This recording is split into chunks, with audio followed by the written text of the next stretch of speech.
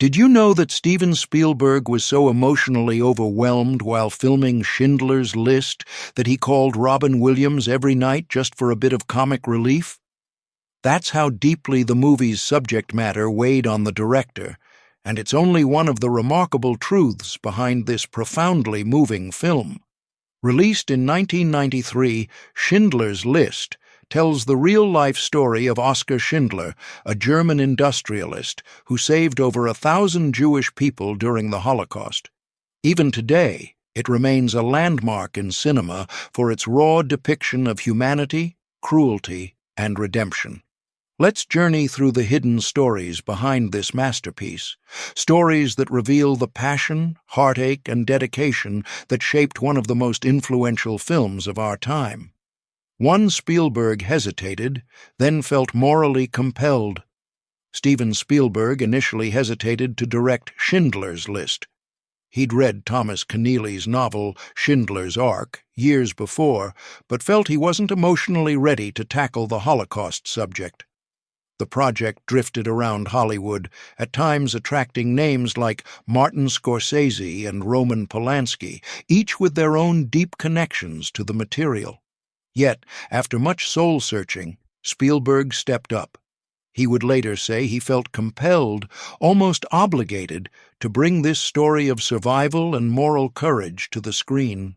Many around him, including producers, recognized that his unique blend of storytelling empathy and cinematic skill could do justice to one of history's darkest chapters. Despite his own doubts, he took the plunge and began one of the most challenging cinematic undertakings of his career. 2. Neeson chosen for his complex presence. Liam Neeson wasn't the household name he is now when he took on Oskar Schindler. At the time, he was a respected stage actor and had a handful of film credits, but nothing huge.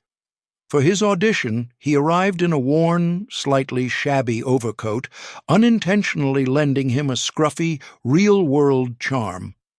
Spielberg noticed in Neeson's eyes a blend of charm and guilt, precisely what Oskar Schindler demanded. Schindler was no saint, but neither was he a simple profiteer. That moral tightrope required an actor who could exude warmth one moment, cold detachment the next. Neeson delivered. And thus, he became the face of a factory owner wrestling with his conscience in the middle of unimaginable horror. 3. Red coat symbolizes lost innocence. Steven Spielberg chose black-and-white cinematography for a documentary-like realism. He wanted audiences to feel they were gazing into historical footage, not a polished Hollywood production. Watching the images unfold in stark grayscale gave the film a timeless, haunting edge. But there is one exception: the little girl in the red coat. This single pop of color, appearing amidst the monochrome, was a deliberate artistic choice. Spielberg explained that the red coat symbolizes innocence amid the monstrous cruelty of the Holocaust. Later, when Schindler witnesses the coat again, it crystallizes his realization of the slaughter's reality, igniting his resolve to save as many lives as he can. 4. Fiennes delivered chilling realism as Göth. To play the merciless SS commandant Amon Göth, Ralph Fiennes had to gain weight and study the psyche of a military dictator. Spielberg guided him toward diaries and testimonies that revealed the unpredictability and brutality of men like Göth. Fiennes, known at the time for more subdued roles, morphed into a chilling embodiment of casual evil. On set, many found it unsettling to witness him slip so easily into Göth's menacing persona, shooting prisoners from a balcony or delivering orders with an icy calm. Fiennes's performance would become one of the film's most disturbing highlights, a dark reflection of how ordinary men can commit unimaginable atrocities when given unchecked power. 5. Filmed on real Kraków streets for authenticity. Much of the shooting took place in Kraków, Poland, on the very streets where Nazi atrocities occurred. Crew members described a pervasive chill in the air, not from the weather, but from the awareness that they were recreating events exactly where they happened. This provided an uncomfortable authenticity. The cobblestones beneath the actors' feet were the same ones that Jewish families once trudged over, heading to cramped ghettos or forced labor camps. For Spielberg and the cast, filming there wasn't just about accuracy, it was a silent tribute to those who lived and died in those same spaces. 6.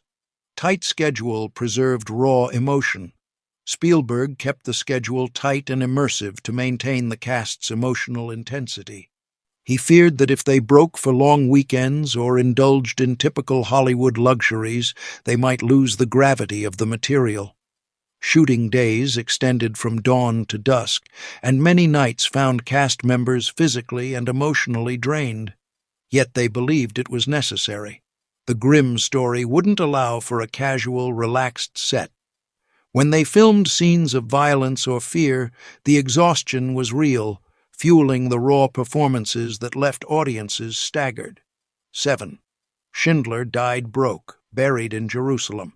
The real Oskar Schindler spent his entire fortune to bribe Nazi officials and secure the safety of over 1,000 Jewish workers. By the war's end, he was broke. This capitalist playboy who once reveled in fine suits and lavish parties died without wealth or power. Yet the survivors of his factory revered him. They took responsibility for his funeral expenses, burying him in Jerusalem, a place of honor he never imagined achieving. For Spielberg, that funeral story underscored Schindler's ultimate transformation, from opportunistic businessman to a man whose heart triumphed over greed. 8. Kingsley merged real-life helpers into Stern. Ben Kingsley portrayed Itzhak Stern, Schindler's unassuming accountant who becomes integral in saving lives. In reality, multiple Jewish workers collectively helped Schindler keep track of names and finances. Kingsley's performance combined these figures into a single, empathetic presence. He once said he felt a solemn duty to represent the many who risked everything for others. This sense of collective heroism shone through in Stern's quiet perseverance, typing the names, forging documents, and urging Schindler to see beyond personal profit. 9. Ghetto scenes used historic locations. For the liquidation of the Kraków ghetto, Spielberg used remnants of real walls and old neighborhoods. Instead of building large sets, he found entire blocks that still bore the scars of World War II. Minimal set dressing was needed. The authenticity was there in every battered doorway. The scenes of Nazi brutality unfolding where it historically happened caused many extras and crew members to weep. Even the local Polish population, seeing cameras and costumes echoing real uniforms, found it emotionally taxing, a grim flashback to a past not so far away. 10th survivor broke down visiting the set. A real Schindler survivor visited the set, though she wasn't initially recognized. The moment she saw actors in SS uniforms, she broke down, trembling, as though the events from decades prior had resurrected before her eyes. Cast and crew realized they weren't just telling a story, they were handling living memories. This sobering event solidified the film's purpose for everyone involved. It was more than entertainment. It was a testament to real suffering and real heroism. Spielberg took extra care afterward to ensure survivors felt welcomed and respected on set. 11. Hidden cameras captured real fear. Steven Spielberg used hidden cameras for some large crowd scenes, hoping to capture spontaneous expressions of terror. He believed that extras, if too aware of the camera, might give forced performances. By concealing the cameras, he captured more genuine looks of panic or confusion. The final footage blurred the line between acting and raw human reaction, an approach that ironically mirrored documentary filmmaking. For a story as grim as this, that sense of blurred reality heightened the emotional gut punch. 12. Fiennes triggered survivors' flashbacks. While researching, Ralph Fiennes interviewed Holocaust survivors to shape Göth's personality. One survivor later admitted that seeing Fiennes on set, dressed in an SS uniform, triggered severe flashbacks. He looked eerily similar to the real SS men who'd tormented her. Fiennes was shaken by this revelation, but it reaffirmed the importance of his role to convey that malevolent presence in a historically accurate way, no matter how disturbing it felt. 13. Davidtz studied Hirsch's trauma for her role. Embeth Davidtz portrayed Helen Hirsch, the housemaid living in perpetual fear under Göth's roof. Her character was based on the real woman who had endured that horror.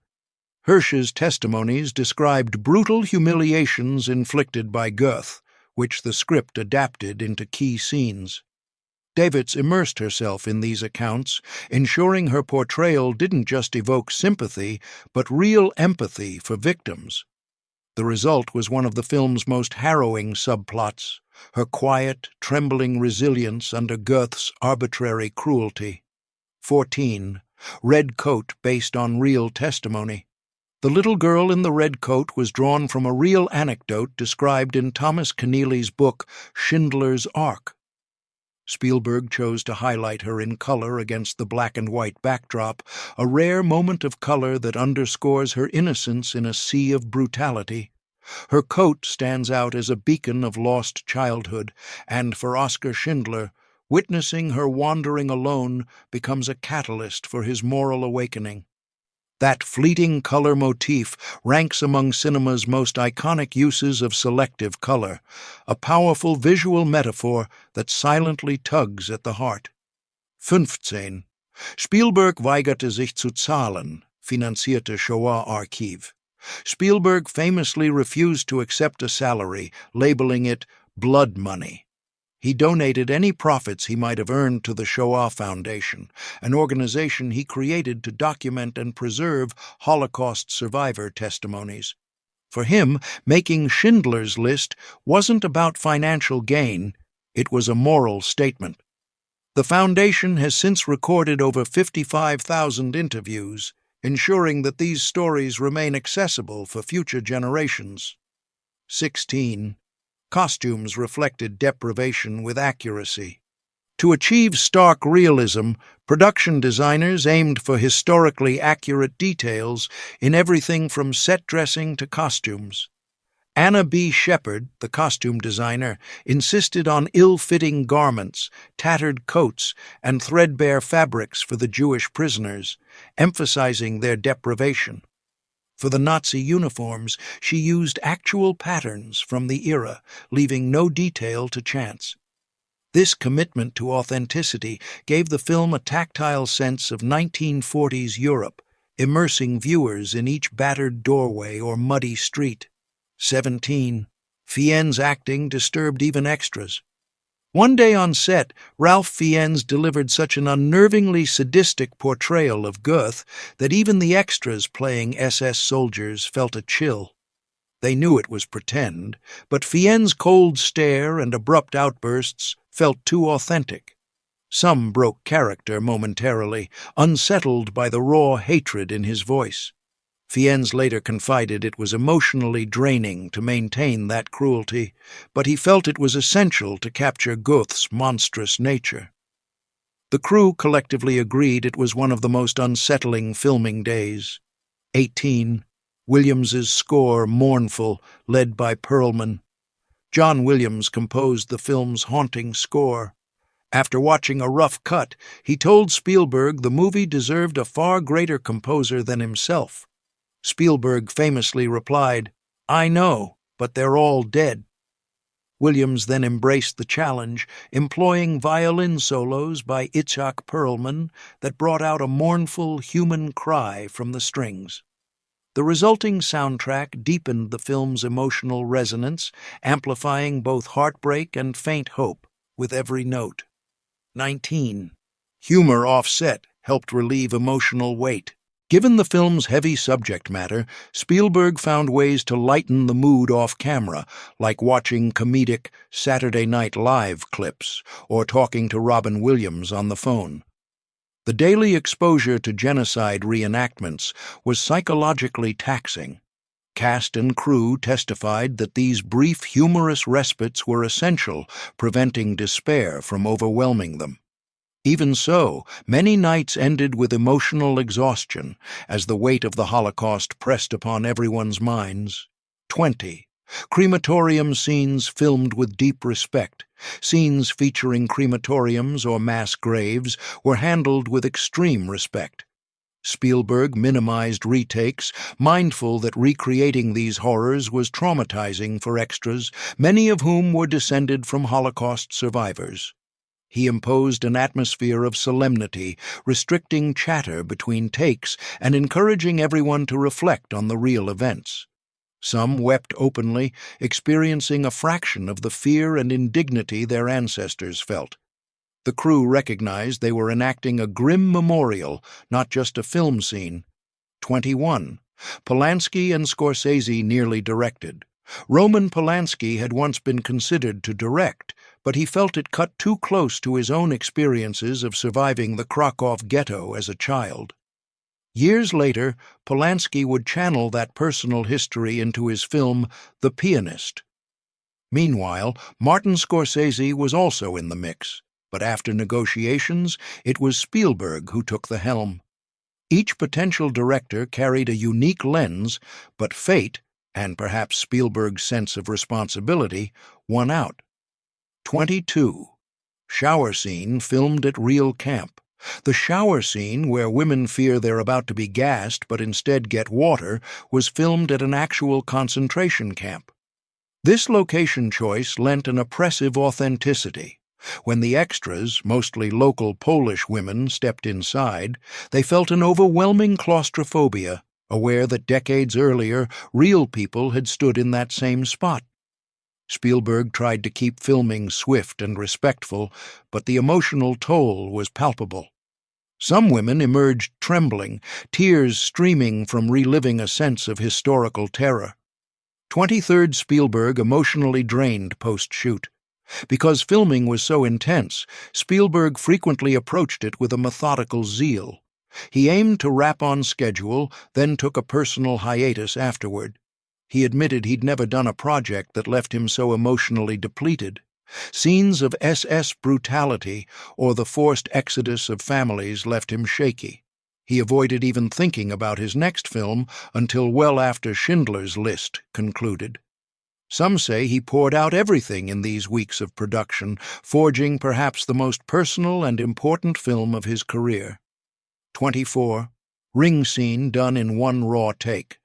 The final scene, where Schindler receives the ring with the Talmudic inscription, "Whoever saves one life, saves the world entire," was partly dramatized.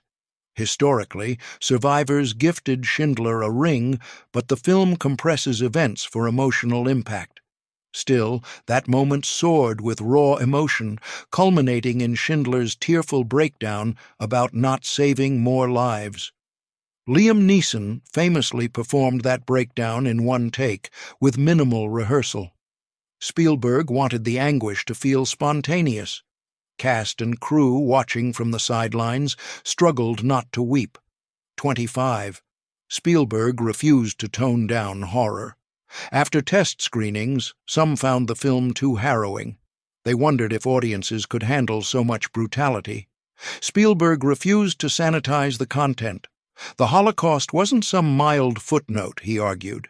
It was a monstrous chapter in history. He wanted viewers to leave shaken, carrying a piece of that horror with them. Surprisingly, or perhaps inevitably, the raw honesty resonated with critics and viewers who felt it gave the film an unflinching integrity. The studio trusted Spielberg, seeing how powerful the reaction was. 26. Won 7 Oscars, praised as a masterpiece. When Schindler's List premiered, it ignited strong emotions. Critics hailed it as an instant masterpiece, calling it the defining cinematic portrayal of the Holocaust. It swept the Academy Awards, winning 7 Oscars, including Best Picture and Best Director for Spielberg. During his acceptance speech, Spielberg dedicated the honor to Holocaust survivors and the memory of the millions who perished. Watching him hold that Oscar in tears felt like the moment he validated his entire career's achievements. 27. Critics debated hope versus tragedy. Despite near-universal acclaim, the film didn't escape controversy. Some critics and scholars argued it might be too hopeful, focusing on one man's success while overshadowing the larger tragedy. Others believed it was essential to highlight a beam of humanity amid the darkness. Spielberg responded that Oskar Schindler's story was unique, but also symbolic of what moral courage can achieve, even if it saved a relative few. The debate underscores the complexities of dramatizing real-world atrocities while still offering some sense of redemption. 28th. Used widely in Holocaust education. Over time, Schindler's List became a staple in educational contexts. Schools screened it to teach about the Holocaust, fostering empathy for those persecuted. For many students, it served as their first visceral encounter with the Holocaust's scale and cruelty. Spielberg considered that an honor, though he acknowledged that no 2-hour film could fully capture an event so vast. Still, if it sparked deeper learning or a recognition of shared humanity, he felt it succeeded. 29. Survivors praised its authenticity. Some worry that the film's artistry might overshadow the real stories. They question whether beautifying tragedy with cinematic language diminishes the raw horror. Yet most survivors who commented on the movie praised its emotional authenticity, commending Spielberg for preserving their truth without resorting to exploitative gore. That delicate balance, intense but respectful, positions Schindler's List as a rare instance of mainstream media grappling with genocide in a serious, heartfelt way. 30. Film endures as cinema's moral landmark. Schindler's List endures as an example of cinema's power to evoke empathy and historical memory. People who might have known little of the Holocaust have come away profoundly moved by Schindler's journey from self-interest to sacrifice. The Shoah Foundation, founded by Spielberg with film proceeds, still records testimonies of survivors, extending the film's legacy far beyond the silver screen. In the end, perhaps the film's greatest lesson is that humanity's darkest chapters demand remembrance. By confronting this history head-on, we reaffirm our shared responsibility to protect each other. Oskar Schindler's journey reminds us that amid fear and cruelty, compassion can still shine through. Schindler's List asks us to believe that one person's courage can matter, that sometimes saving even a single life is worth the world. And that's why, no matter how many times we watch it, the story resonates as powerfully as ever.